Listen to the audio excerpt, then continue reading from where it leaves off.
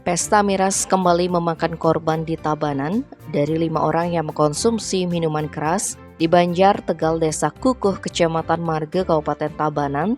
3 diantaranya harus menjalani cuci darah di RSUD Tabanan dan 2 diantaranya masih dalam proses cek lab. Kelima korban tersebut adalah Putu Astia Wardana 24 tahun, Iputu Agus Cahyana Putra 22 tahun, Imade Deni Purnawan 19 tahun, Iwayan Suta Andriana 27 tahun, dan Iputu Handika 30 tahun. Kasih Humas Polres Tabanan Ibtu IGM Brata Kamis 6 Juli menjelaskan laporan mengenai kejadian keracunan miras di Desa Marga itu diterima dari Babin Kantimas Desa Kukuh. Setelah mendapat laporan, pihak kepolisian selanjutnya melakukan pengecekan ke lokasi pesta miras di Made Rumade, Banjar, Tegal, Desa Marga, Kecamatan Marga. Dari pengecekan dan pemeriksaan saksi didapat keterangan jika pesta miras yang dilakukan pada Senin malam dalam rangka merayakan ulang tahun salah satu korban, yakni Putu Agus Cahya Putra.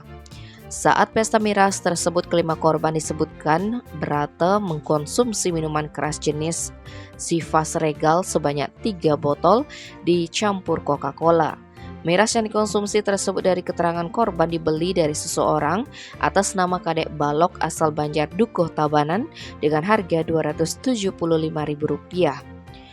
Pesta miras tersebut dilanjutkannya berlangsung hingga Senin tengah malam dengan 1 orang korban dalam kondisi mabuk. Pada hari Kamis, tanggal 5 Juli 2023 pagi, salah satu korban, Deni Purnawan, terus cegukan dan sempat dibawa ke bidan untuk dilakukan pemeriksaan. Karena cegukan tidak hilang, selanjutnya korban dibawa ke rumah sakit karena mengalami gejala penglihatan kabur, mual, dan muntah-muntah. Sedangkan korban lainnya juga mengalami gejala yang sama dan sempat dilarikan ke Rumah Sakit Dharma Kerti dan RS Nyiddah. Namun karena gejalanya semakin parah, dikatakan berat, seluruh korban akhirnya dirujuk ke RS Tabanan untuk menjalani proses cuci darah.